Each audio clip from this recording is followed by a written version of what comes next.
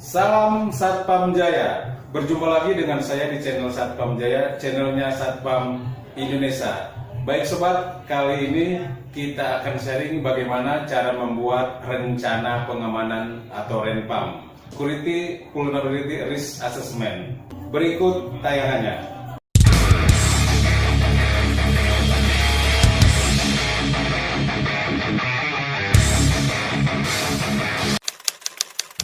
Mohon izin subscribe, Komandan. Baik sobat, berikut ini adalah ilustrasi rencana pengamanan. Rencana pengamanan lokasi baru. Kalau kita biasa menyebut Security Vulnerability and Risk Assessment atau kerentanan, keamanan, dan penilaian risiko. Oke sobat, untuk lebih lanjut kita ke tayangan berikut.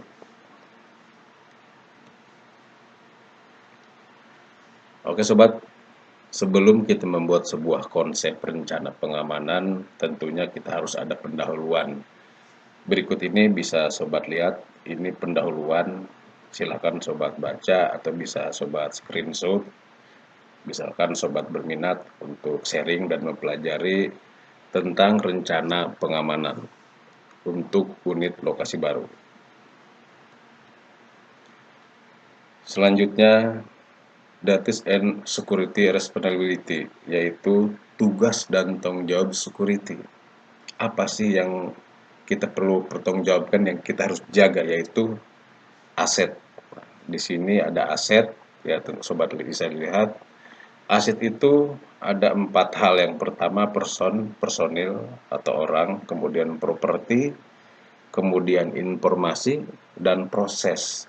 Yang pertama person ini kan ada karyawan, bisa penghuni, bisa tamu eksekutif, kontraktor, tamu, sopir, kenek, dan lain-lain. Oke sobat, bisa jelas ya.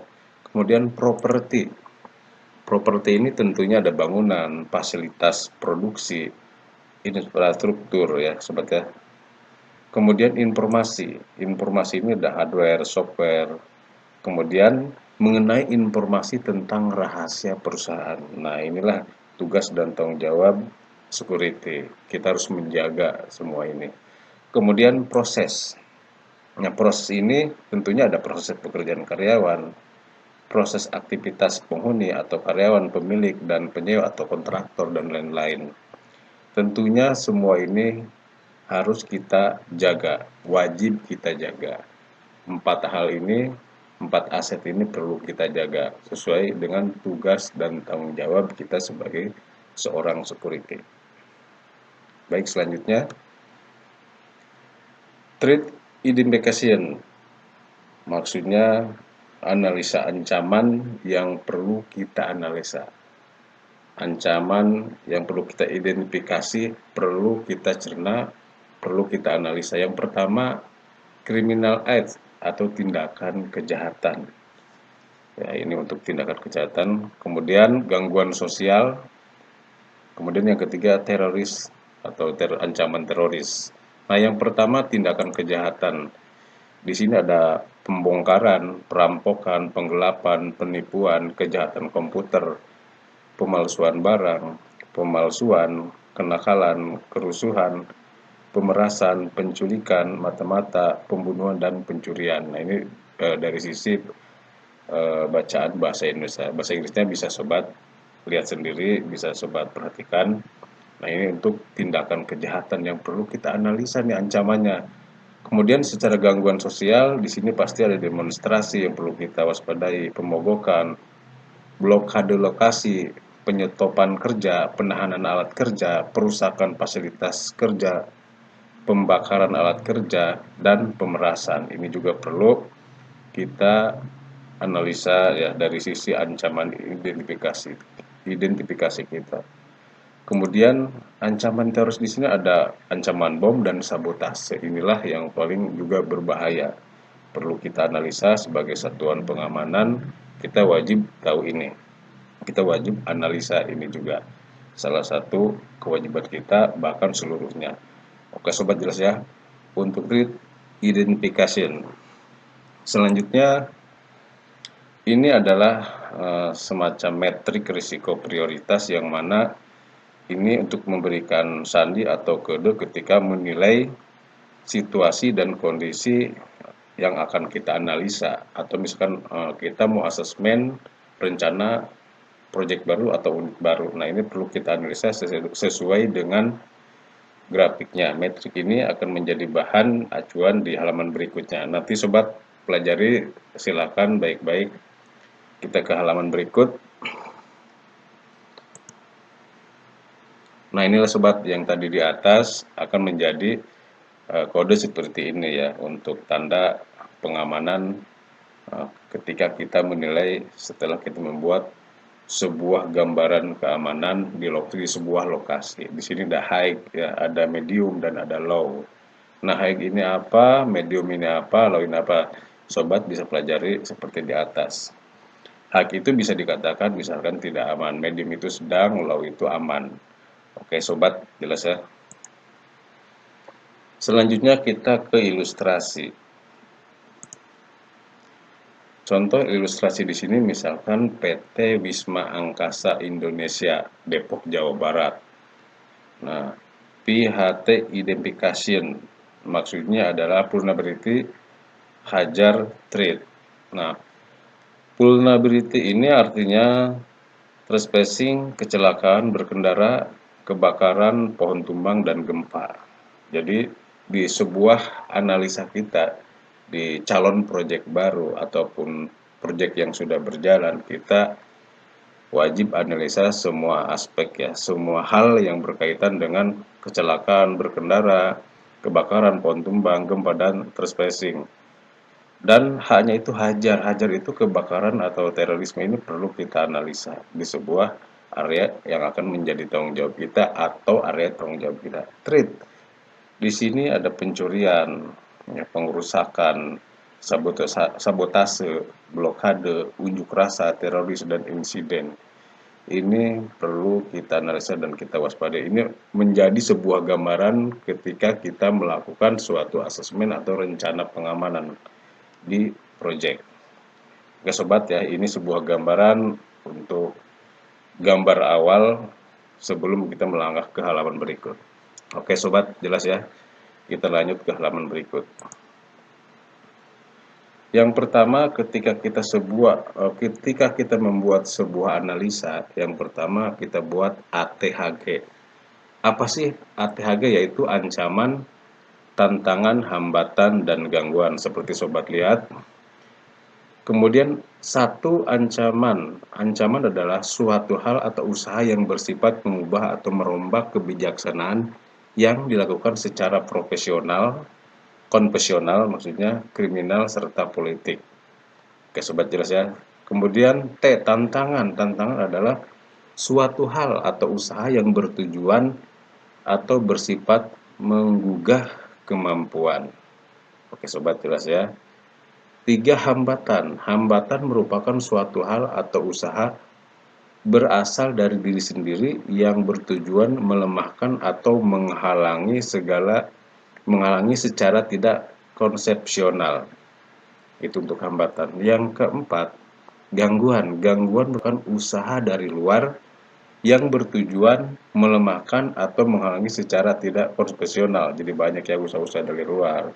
Nah, ini akan menjadi analisa kita dalam suatu proyek atau misalkan sedang menganalisa proyek atau membuat asesmen atau membuat rencana pengamanan. Oke sobat, jelas ya untuk ATHG.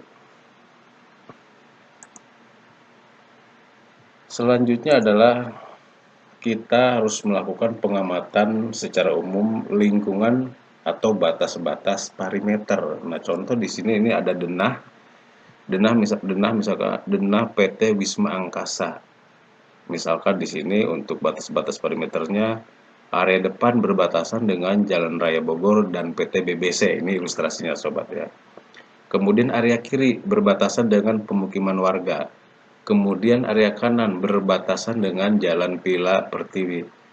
Selanjutnya area belakang berbatasan dengan tanah kosong. Jadi sobat, ketika kita menganalisa suatu project atau calon project atau project kita wajib tahu parameternya, bahkan radius 1 kilo minimal kita harus tahu ada apa saja di sana. Tujuannya adalah ketika kita ada hal yang berkaitan dengan keamanan, dengan tugas dan tanggung jawab kita sebagai security, kita akan lebih mudah dan memahami wilayah tersebut. Oke sobat, jelas ya untuk batas-batas perimeter kita wajib tahu.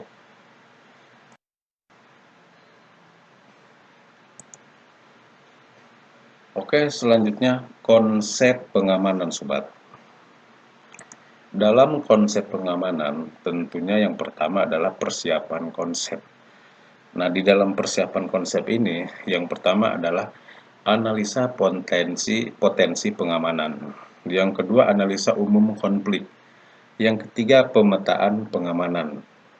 Yang keempat, sistem pengelolaan pengamanan. Yang kelima, kerentanan keamanan dan penilaian resiko. Oke sobat, bisa lihat di halaman ini, di sebelah kanannya ada analisa data awal dan pengumpulan data awal. Ini akan menjadi bahan acuan ketika kita membuat sebuah rencana pengamanan. Baik, ke halaman berikut. Nah, selanjutnya adalah analisa potensi pengamanan. Yang pertama di sini sasaran keamanan yang diharapkan user adalah kenyamanan. Tentunya hal ini yang diinginkan oleh user adalah kenyamanan. Nah, dalam analisa ini tentunya kita sebagai security kita harus menguasai analisa potensi ancaman, yang mana di sini ada faktor internal dan eksternal. Ketika kita kuasai semua hal tersebut, dua hal ini, maka kita akan membuat sebuah rekomendasi sistem keamanan, mulai dari SDM, perangkat, prosedur, atau SOP, organisasi, budaya, dan pelatihan yang akan menjadi analisa kita di sebuah proyek atau unit.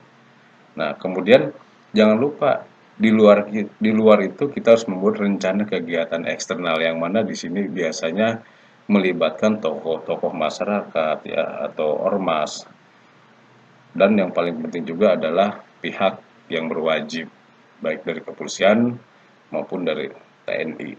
Oke sobat, jelas ya untuk analisa potensi pengamanan ini menjadi bahan acuan yang sangat penting. Selanjutnya analisa umum konflik. Misalkan analisa umum konflik PT Wisma Angkasa Indonesia. Ini secara ilustrasinya sobat ya. Di sini ada faktor eksternal dan faktor internal. Nah, pertama faktor internal. Kita harus analisa yang namanya hubungan antar manajemen dan karyawan. Kemudian kebijakan perusahaan bagi penghuni atau karyawan.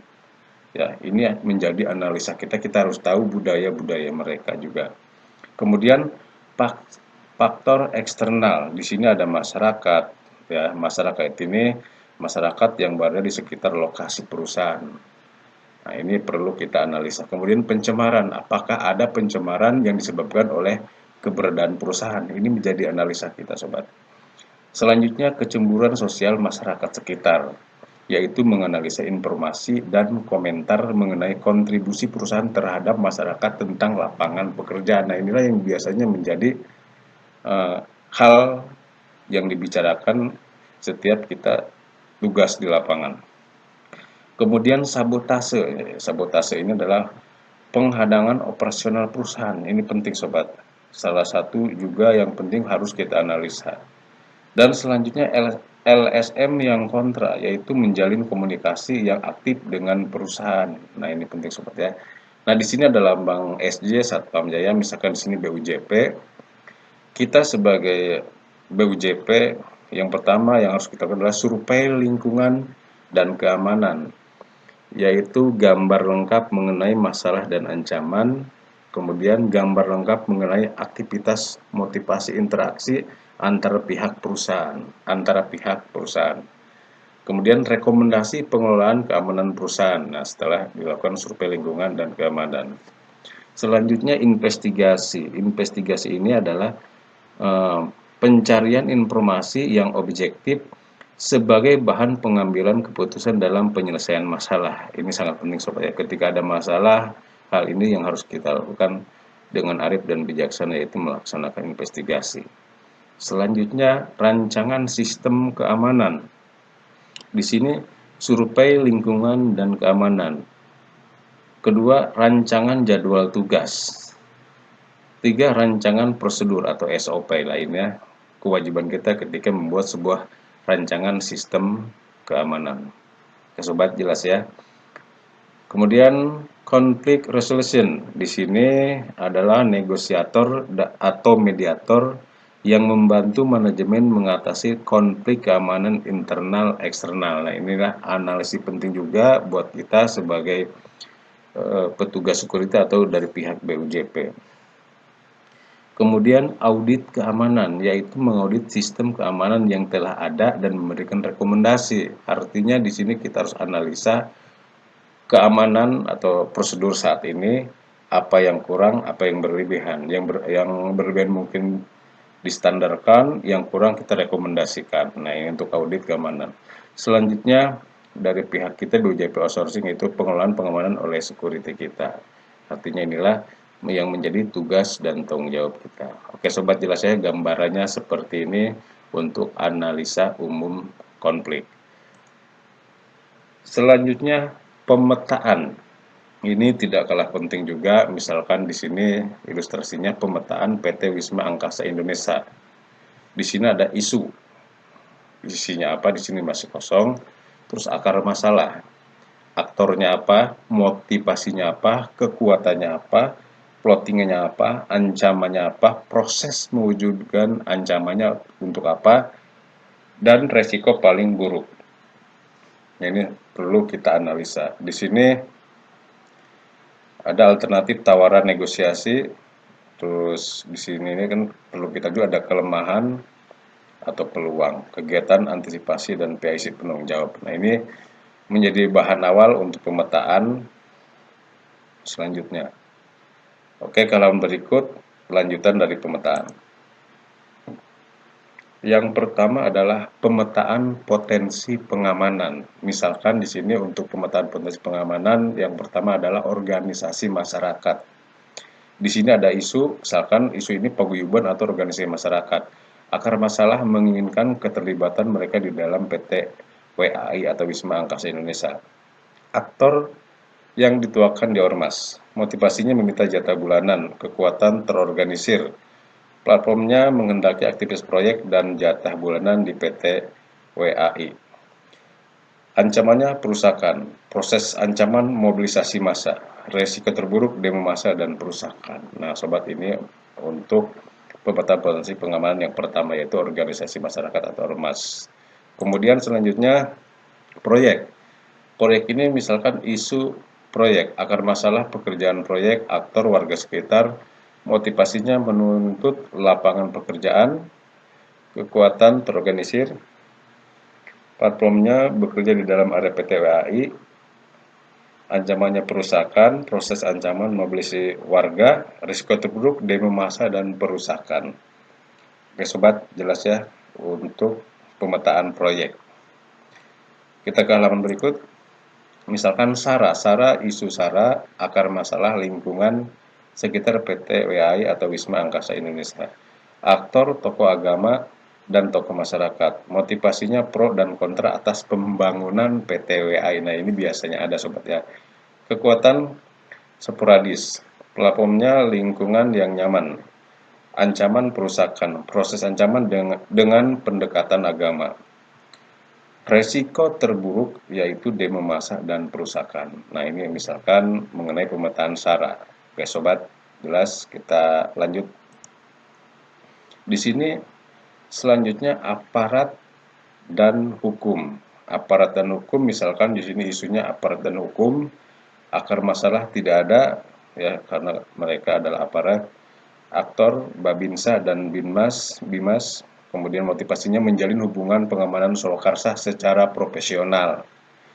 Oke, jelas sobat ya. Kekuatan penegak hukum, platformnya menciptakan pengamanan tentang kepolisian terbatas, yaitu bekerja sama dengan kita sebagai satuan pengamanan karena kita adalah mitra mereka.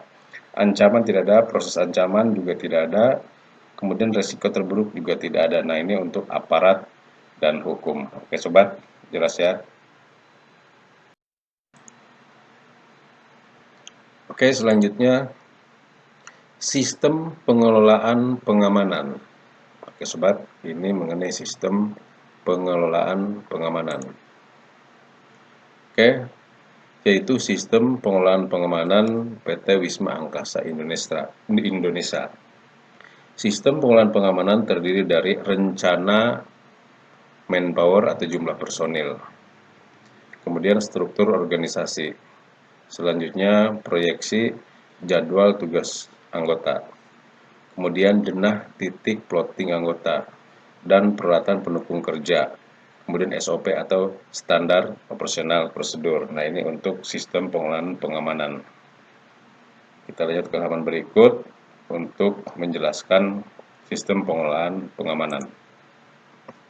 Misalkan di sini secara plotting ya, kondisi manpower saat ini, saat kita analisa dalam suatu calon project, tentunya kita akan melihat jumlah personil saat ini. Misalkan di sini ada komando dan RU 1 ya, leader mobile, kemudian ada anggota 3. Jadi setiap hari ada anggota jaga 3 dan RU 1. Nah, jumlah personil ada 7. Di sini ada tanda warna hijau ya, sesuai dengan kode di atas, yaitu metrik, tandanya aman. Kemudian posko ada personil juga, tandanya aman. Kemudian pos 2 ada personil juga, tandanya aman. Selanjutnya pos 3 kosong, tandanya tidak aman, makanya warnanya merah ya, jumlah personil 7. Jadi ini kondisi manpower saat ini setelah kita analisa.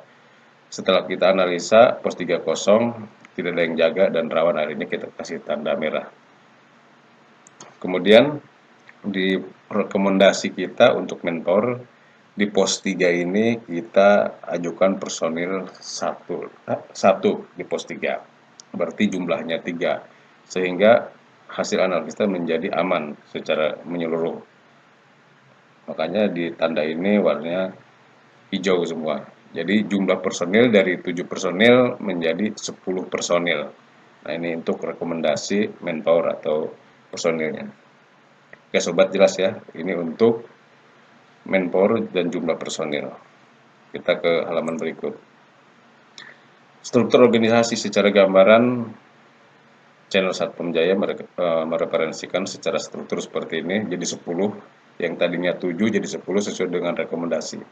Sip leader bisa juga chief ya langsung. Nah, anggotanya di bawah per sip ada 3 untuk struktur organisasi. Kemudian halaman berikut, ini rekomendasi untuk schedule atau jadwal tugas security ya. Secara ilustrasinya seperti ini, misalkan schedule 42 dengan jumlah personil 10 orang termasuk komando. Oke sobat, jelas ya. Kita ke halaman berikut. Nah, ini tidak kalah penting, kita sebagai satuan pengamanan harus mampu dan bisa menganalisa pos-pos dan perimeter dan seluruh area tugas dan tanggung jawab. Contoh di sini denah titik plotting anggota, pos kritikal dan area rawan.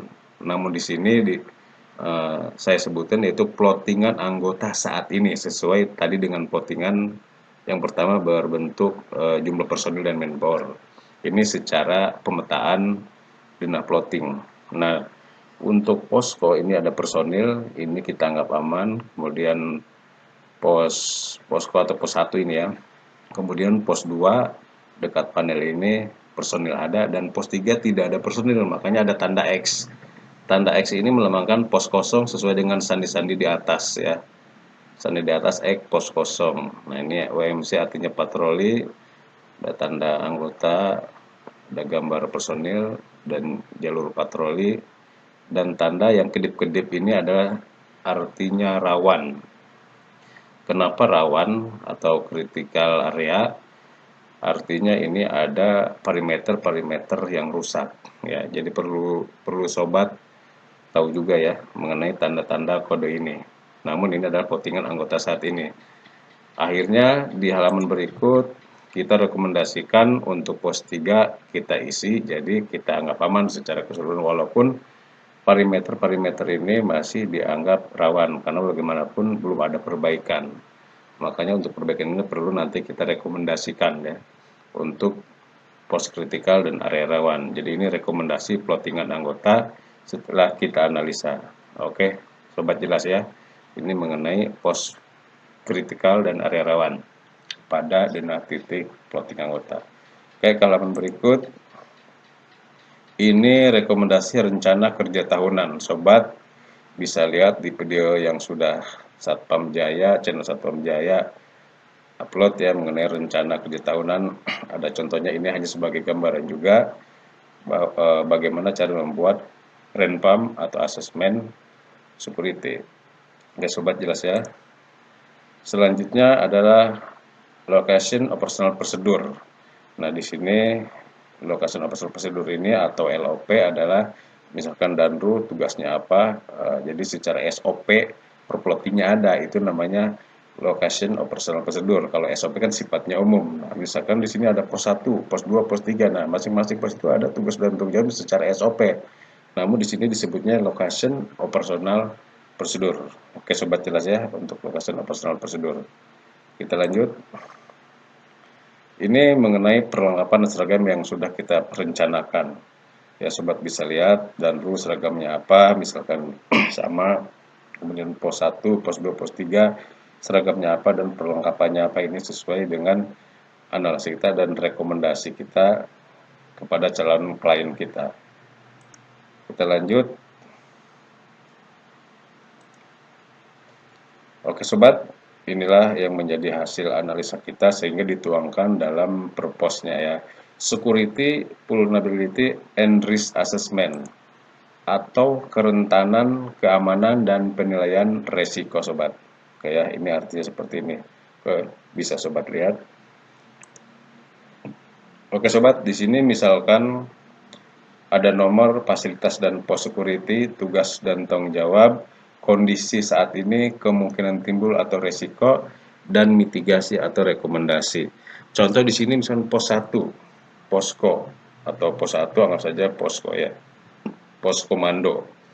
Di sini ada keterangannya tugas dan tanggung jawabnya itu apa. Nomor 1, timbang terima ke regu baru bila ada pesan atau titipan yang harus disampaikan, tidak boleh lupa agar tidak terjadi masalah. Kedua, sebagai pusat pengendali kegiatan pengamanan dan ketertiban area PTWA, ini untuk posko sobat ya. Selanjutnya, pelayanan prima terhadap setiap orang yang berkepentingan, smile service, melayani dengan senyuman, prompt service, melayani dengan segera, happy service, dan melayani dengan semangat. Oke sobat bisa baca, saya tidak bisa bacakan secara menyeluruh ya. Ini untuk tugas dan tanggung jawab di posko. Kondisi saat ini dicontoh di sini posko PTWAI saat ini pelaksanaan berjalan sesuai dengan fungsinya karena ada personil dan peralatannya. Misalkan namun performa anggota tidak sesuai dengan Perkap tahun 2007 karena apa? Misalkan seragam, tidak ada pelatihan dan sebagainya. Para sopir istirahat di posko, istirahat tidak ada tempatnya. Nah, ini akan menjadi rekomendasi ya. Karena ini kondisi saat ini. Nah, kemudian kemungkinan timbul resiko, misalkan sabotase, pencurian, kebakaran, penggelapan, semuanya bisa, penyalahgunaan fasilitas, karena kan bebas, sopir aja bisa masuk, perkelahian, kerusuhan, bisa semuanya. Kemudian mitigasi dan rekomendasi. Diperlukan pengawasan oleh komando secara berkesinambungan. 1.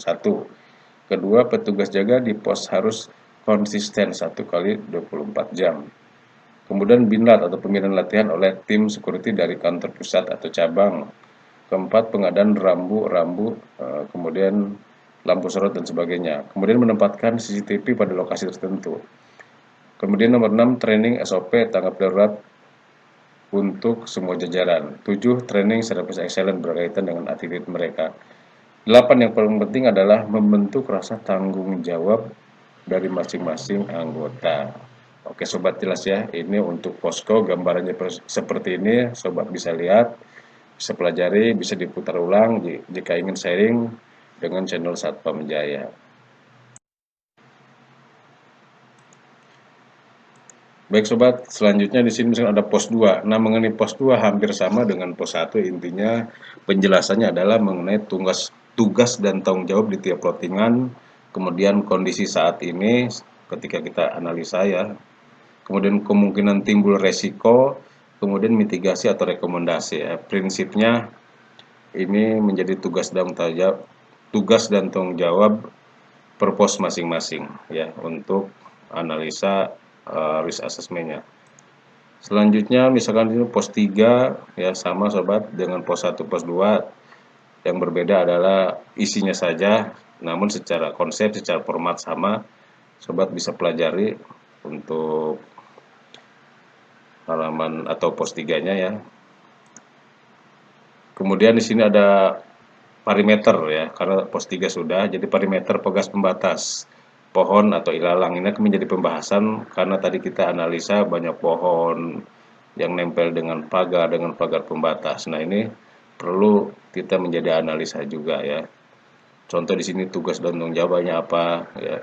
Kemudian kondisi saat ini didapati pohon-pohon besar di luar perimeter yang berdekatan dengan perimeter ya, sehingga misalkan bisa saja orang yang tidak bertanggung jawab memasuki wilayah tugas dan tanggung jawab tanpa kita ketahui kan ada pohon, memudahkan orang-orang yang tidak bertanggung jawab berbuat tidak benar. Misalkan perimeter mengalami kerusakan di lokasi tertutup, perimeter tertutup pohon rindang. Nah, ini kan menjadi penghalang pengawasan dalam tugas. Pepohonan ilalang di area lokasi dalam PTWAI menghalangi jarak pandang seputaran perimeter area pengamanan. Kemudian nomor 5, pihak yang tidak bertanggung jawab kemungkinan besar bisa menggelapkan melempar barang aset perusahaan melalui perimeter pagar tempat perusahaan. Nah, ini menjadi dalil sobat ya. Makanya di sini kemungkinan timbul adalah trespassing, sabotase, pencurian, kebakaran, penggelapan barang, komplain ya dari klien dan tamu, penyalahgunaan fasilitas, ada tamu yang tidak terekor atau tersaring ya masuk di kawasan, kerusuhan, perkelahian, perusakan, penculikan, pelanggaran, penyekapan, keributan dan lain-lain sobat ya. Rekomendasinya di sini sudah jelas diperlukan pengawasan dan patroli secara berkala secara terus-menerus oleh security khususnya pada perimeter yang mengalami kerusakan dan pepohonan ilalang yang menghalangi jarak pandang. Oke, sobat jelas ya, sobat bisa baca untuk berikutnya, bisa pelajari, diputar ulang videonya mengenai ini. Ini untuk perimeter pagar pembatas dan pohon ilalang. Oke, ke halaman berikut. Patroli juga sama sobat ya. Kalau tidak patroli, misalkan apa yang harus kita isi di fasilitas dan pos security, di tugas dan tanggung jawab, di kondisi saat ini, di kemungkinan timbul risiko dan rekomendasi. Oke sobat, ke halaman berikut. Baik sobat, selanjutnya adalah secara dokumentasi, secara foto adalah kondisi pagar pembatas yang tadi sudah saya jelaskan tadi secara tulisan, sekarang secara foto atau dokumentasi. Di sini ada tanda kedip-kedip, artinya ini adalah area rawan. Contoh di sini pepohonan menempel perimeter. Ini mudah dinaiki orang yang tidak bertanggung jawab. Pepohonan menempel perimeter rata-rata seperti itu. Artinya ini mudah sekali orang akan berbuat jahat dengan menaiki pohon itu dan loncat ke dalam area kita. Apalagi misalkan pos 3 kosong. Di sini tanda merah ada pintu belakang rusak, artinya ini sangat rawan sekali ya. Sobat bisa perhatikan tanda-tanda seperti ini untuk kondisi pagar pembatas. Inilah hasil dari analisa sebuah asesmen dan rencana pengamanan yang harus kita rekomendasikan nanti untuk menuju perbaikan sistem pengamanan. Selanjutnya, nah ini aset ya, aset daripada klien kita, misalkan calon klien kita. Aset-asetnya adalah barang-barang penting ya, ada aktivitas, semuanya ada di sini ya. Ada pagar pembatas, ada panel listrik, terus kemudian ruang produksi dan sebagainya. Ini aset yang menjadi tanggung jawab kita, perlu kita awasi secara profesional. Oke, sobat jelas ya, sobat bisa lihat, bisa perhatikan. Oke sobat, dari hasil analisa kita semuanya tentunya perlu gambaran rekomendasi kita kepada calon manajemen kita, calon klien kita. Contoh di sini rekomendasi dan solusi sistem pengamanan. Pertama, pembinaan terhadap anggota secara rutin untuk menanamkan rasa disiplin dan tanggung jawab masing-masing anggota. Kedua, meningkatkan frekuensi patroli dilakukan secara berkala rutin pada area rawan dan kritikal, terutama pada pagar pembatas yang mengalami kerusakan. Pagar pembatas yang tertutup pepohonan dan terus-menerus dilakukan pengawasan secara rutin oleh unsur komando atau anggota. Meningkatkan kemampuan fungsi intelijen atau training terhadap seluruh personil agar lebih peka dalam membaca situasi dengan meningkatkan penggalangan. Keempat, melakukan pendataan dan dokumentasi terhadap pagar pembatas lampu penerangan yang mengalami kerusakan dilakukan dan dilaporkan secara rutin terhadap manajemen PTWAI. Kelima, meningkatkan kemampuan fungsi intelijen training terhadap seluruh personil agar lebih peka dalam membaca situasi dengan meningkatkan penggalangan penambahan personil untuk penempatan guard atau personil sesuai dengan jumlah pos siang dan malam. Selanjutnya, nomor 6, meningkatkan kemampuan secara administrasi untuk leader dalam mengolah laporan situasi keamanan. Selanjutnya, melakukan checklist terhadap barang inventaris setiap harinya dalam rangka memastikan kondisi barang inventaris harta milik perusahaan. Selanjutnya, nomor 8, leader lebih aktif dalam memonitoring anggotanya di lapangan, memastikan sistem pengawalan sesuai dengan yang diharapkan. 9, setiap plottingan diwajibkan memiliki post order atau PO atau juklak atau IK atau LP sesuai dengan kebijakan wilayah. 10, menambah dan menempatkan rambu-rambu penunjuk arah lampu penerangan di tempat yang dianggap rawan dan kritikal. 11, melakukan koordinasi dan meeting dengan seluruh divisi bagian, divisi manajemen, divisi engineering, divisi cleaning service, dan divisi lainnya. 12, sosialisasi terhadap karyawan tamu dalam rangka penerapan ketertiban peraturan perusahaan. 13, memberlakukan surat form tertentu terhadap karyawan tamu setiap akan mengadakan kegiatan di atas jam tertentu. Oke sobat, inilah rekomendasi untuk manajemen ya. Inilah hasil analisa kita yang menjadi penuangan di rekomendasi sehingga pihak manajemen akan mempertimbangkan sehingga menyetujuinya. Oke sobat, inilah gambaran rekomendasi dan solusi sistem pengamanan. Sobat bisa baca, bisa lihat, bisa diputar ulang jika ini terlalu cepat dalam penjelasannya. Oke sobat. Kemudian inilah hasil akhir dan target kita di dalam suatu rencana pengamanan dalam suatu unit atau proyek.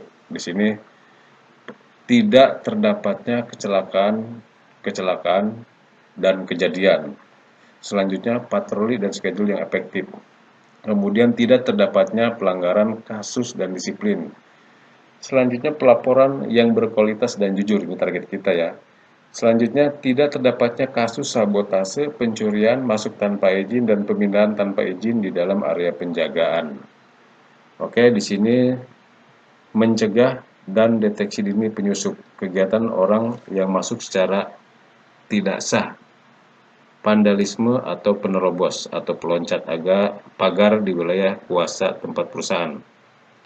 Selanjutnya, mencegah dan deteksi dini pencurian, kehilangan, penyalahgunaan atau penggelapan perkakas, mesin, komputer, peralatan, sediaan barang, uang, obligasi, saham, catatan atau dokumen berharga milik manajemen. Oke lah sobat, ini target kita dalam mencapai sistem pengamanan. Kemudian melindungi atau pengawalan terhadap bahaya fisik orang dan barang yang menjadi aset milik perusahaan atau perorangan. Kemudian melakukan kontrol, pengendalian, pengaturan lalu lintas atau orang, kendaraan atau barang untuk menjamin perlindungan aset perusahaan. Kemudian melakukan upaya kepatuhan, penegakan tata tertib dan penerapan kebijakan perusahaan, peraturan kerja dan praktik-praktik dalam rangka pencegahan tindak kejahatan, dan melaporkan dan menangani kejadian dan panggilan atau permintaan bantuan satpam termasuk konsep pemasangan dan pemeliharaan sistem alarm. Kalau sobat, inilah domain target kita, yaitu target sistem pengamanan yang menjadi misalkan yang akan menjadi tanggung jawab kita dalam suatu unit atau proyek. Oke sobat, jelas ya untuk halaman ini.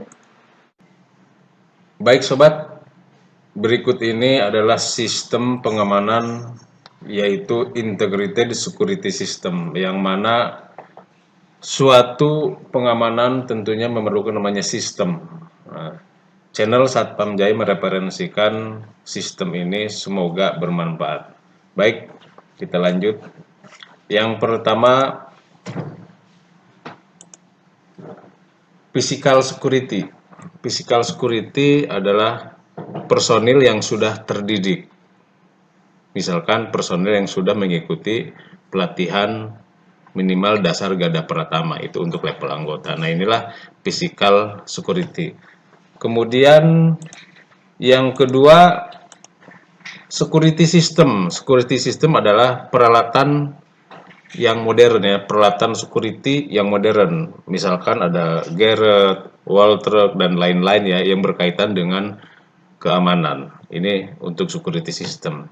Kemudian yang ketiga, standar operasional prosedur. Physical security dan security system akan berjalan dengan baik ketika diatur dengan SOP. Inilah yang nomor 3 dari 8 elemen untuk mengatur physical security dan security system, yaitu standar operasional prosedur atau SOP. Kemudian selanjutnya yang keempat, yaitu internal and external community security, yaitu penggalangan ya. Penggalangan komunitas di satu wadah perusahaan tersebut. Artinya sebagai satuan pengamanan kita harus selalu berkoordinasi dan melakukan penggalangan khususnya yang berkaitan dengan keamanan. Kemudian selanjutnya yang kelima, yaitu external support security. Artinya di sini pengamanan yang berkaitan dengan ring luar. Kita harus koordinasi dengan pihak eksternal, yaitu pihak kepolisian, TNI, kemudian ormas, dan tokoh masyarakat ini untuk pengamanan secara eksternal. Kemudian selanjutnya nomor 6, yaitu mengenai tanggap ya, tim respon dari kantor kita, misalnya kantor BUJP ya, respon security ya. Immediate ini di sini ada K9, task force atau tim unit reaksi cepat ya. Ini gunanya untuk ketika ada hal yang tidak diinginkan di suatu lokasi, maka tim respon cepat ini akan gerak cepat menuju ke lokasi untuk menangani masalah tersebut. Kemudian yang ketujuh, yaitu mining security, yaitu patrol dan guard post ini untuk kontrol, untuk mengawasi pelaksanaan tugas di lapangan. Setiap proyek, setiap unit dari kantor pusat BUJP tersebut akan melakukan pengontrolan dan melakukan patroli di setiap unitnya. Inilah untuk mining security. Kemudian selanjutnya nomor 8, yaitu assessment dan investigation. Di sinilah review daripada hasil kinerja BUJP tersebut di suatu lokasi, yang mana hasilnya akan direview, kemudian apa yang menjadi kendala, apa yang menjadi hal yang akan menuju perbaikan kembali. Inilah review security. Demikian sobat, 8 elemen yang menjadi sistem pengamanan, yaitu integrated security system. Semoga bermanfaat. Salam Satpam Jaya.